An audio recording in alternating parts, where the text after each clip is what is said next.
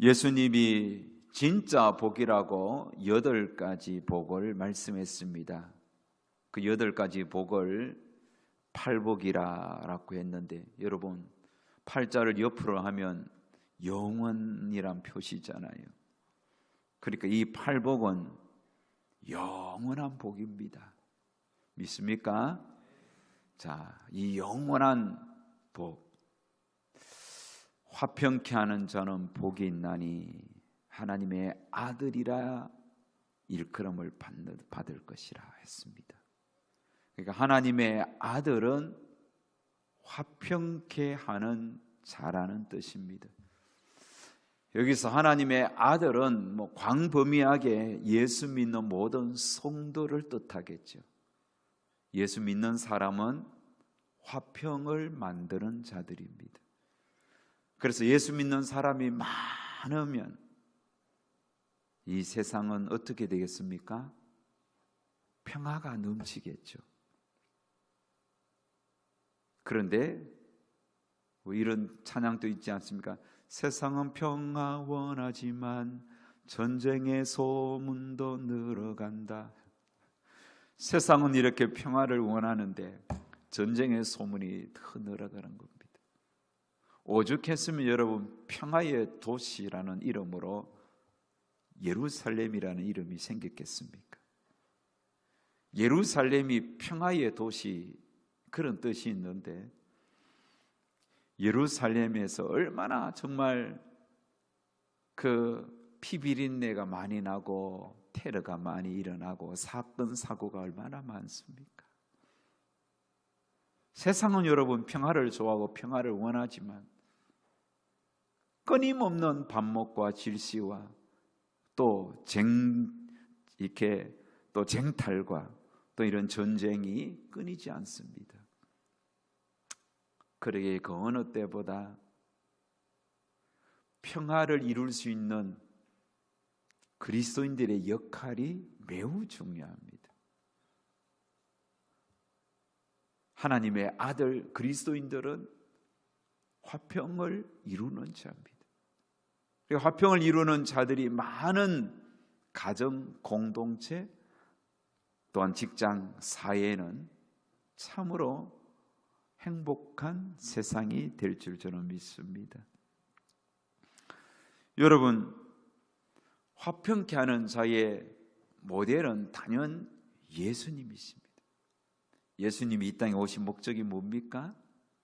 하나님과 우리 인간 사이에 화평을 이루기 위하여 오셨습니다. 예수님이 이 땅에 오시기 전에 하나님과 우리 사이에는 화평이 이미 깨어졌습니다. 화평을 깨트린 장본인은 우리 인간이었습니다. 원래 하나님께서는 이 땅에 참 평화를 이루도록 그렇게 설계하셨고 평화로운 세상을 만들어 주셨습니다. 하지만 죄가 이 세상에 들어왔고 그 죄 때문에 인간들은 하나님과 등을 지고 하나님과 우리 사이의 화평을 깨트려 버렸고 이제는 인간의 힘으로는 하나님과 화평을 이룰 수 없는 그런 비참한 지경에 빠졌습니다. 그런데 예수님이 오셔서 십자가는 하나님과 우리 사이의 브릿지입니다.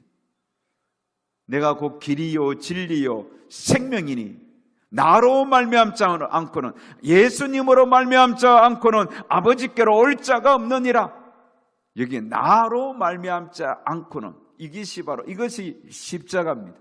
그래서 십자가는 인간이 하나님께로 가는 길이요, 십자가는 우리 인간이 하나님께로 가는 진리요, 십자가는 우리 죄 많은 죄 지은 인간들이 하나님께로 가는 생명의 길입니다. 그 생명의 길을 예수님이 만들어 주셨던 것입니다.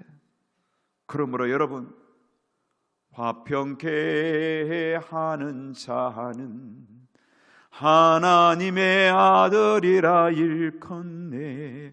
화평케 하는 자는 어떻게 사는 것이냐? 예수님처럼 사는 것을 말합니다. 예수님을 닮아가는 삶을 말합니다. 그렇다면 예수님이 살았던 화평의 삶은 구체적으로 어떤 삶입니까? 여러분, 이것은 크게 우리가 두 가지로 생각할 수 있는데, 예수님은 여러분 죄에 빠진 인간들을 건져내기 위하여 그들에게 참 생명, 복음을 전함으로 하나님께로 이끄는 일을 했습니다.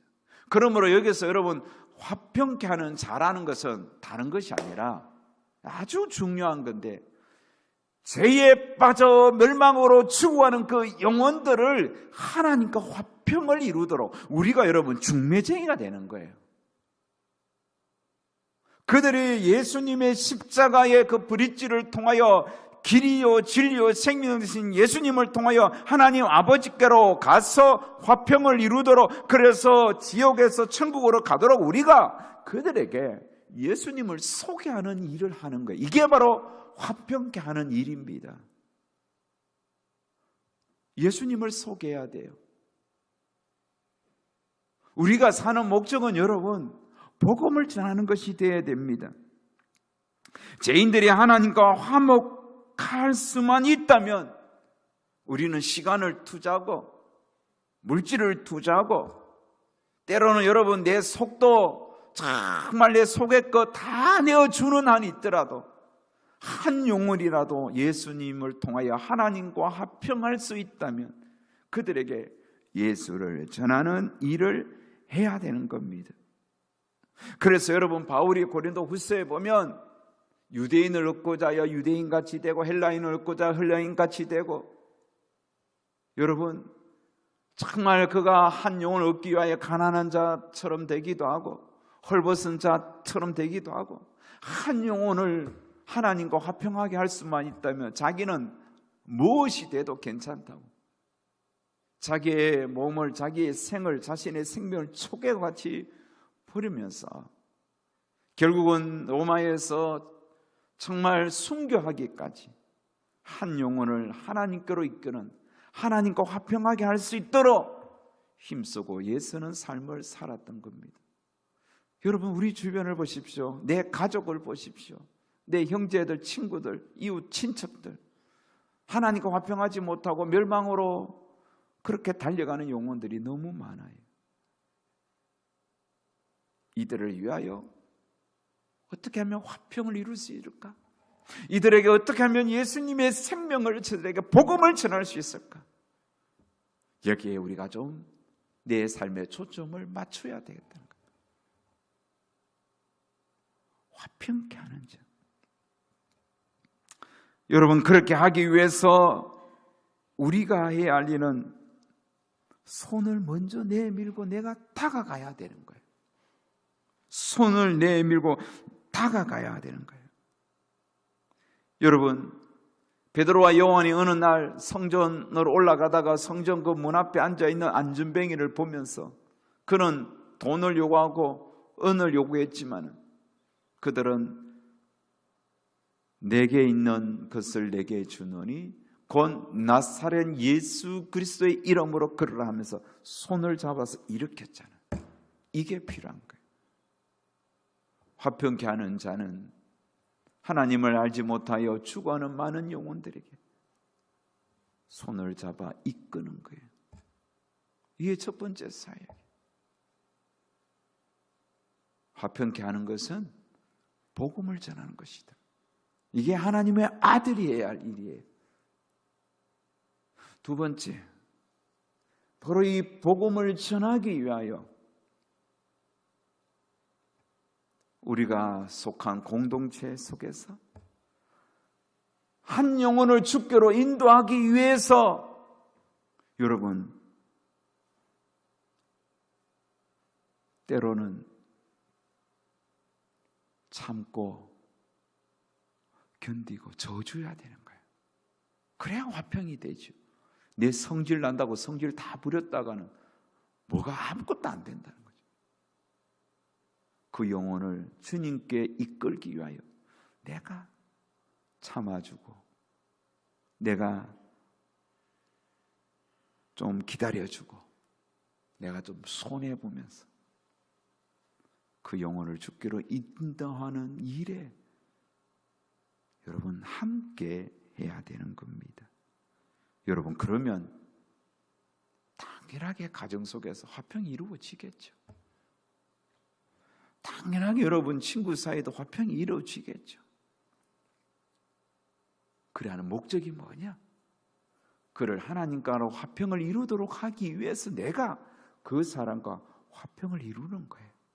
내가 그 사람과 화평을 이루기 위해서는 내 성질대로 살면 안 되는 거예요. 하고 싶은 말 다 하고 막 섭섭한 거 막 그대로 드러내고 분노하고 이러면 어떻게 화평이 되겠습니까? 목적이 큰 화평, 하나님과의 진정한 화평을 이루도록 하기 위하여 내가 인간들끼리 작은 화평을 이루는 것, 이게 바로 화평케 하는 자의 복입니다. 그러므로 여러분, 우리 성도들이 머무는 자리는 화평의 역사가 일어나는 겁니다. 내가 가는 곳마다 분쟁이 사라지고 나로 말미암아 그 공동체가 평화롭도록 해야 되는 겁니다. 나 때문에 여러분 막 불씨가 되고 나눔의 불씨가 되고 막 분쟁의 불씨가 되고 이러면 안 됩니다. 특히 교회 중직자들은 그런 불씨를 만들지 않도록 몸부림쳐야 됩니다. 교회 공동체가 나로 인하여 화평을 이루어야 되는 거예요. 이 화평을 이루지 못하는 성도들 때문에 성도들이 교회를 떠나는 이런 일들이 반복적으로 일어나서는 안 됩니다. 그 어떤 이유에서든 교회는 화평을 깨지 말아야 됩니다. 교회의 화평을 깨는 그런 행동들을 하지 말아야 됩니다. 교회 안에서 어떤 분열도 일어나시는 안 되겠습니다. 사랑하는 여러분, 화평을 이루는 일은 해도 그만 안 해도 그만 그게 아닙니다.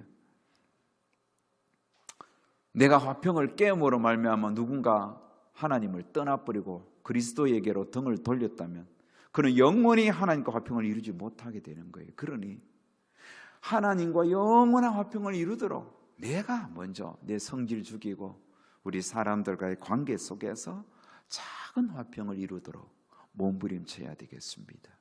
부부 사이에도 작은 화평 이루고 부모와 자식 간에도 작은 화평 이루고 그렇게 함으로 나로 통하여 그 사람이 하나님과 화목하게 하는 일. 내가 여러분 하나님과 그 사람이 가지고 있는 화목을 깨뜨려서는 안 됩니다. 야, 너 보니까 예수 믿는다는 그런 의미를 내가 깨닫지 못하겠다. 야, 너 보니까 나 막 교회 가기 싫다. 니처럼 예수 믿을 바에 나 안 다닐란다. 이렇게 하면 여러분 그 사람은 영원히 하나님과 화평을 이루지 못할 수도 있다는 겁니다.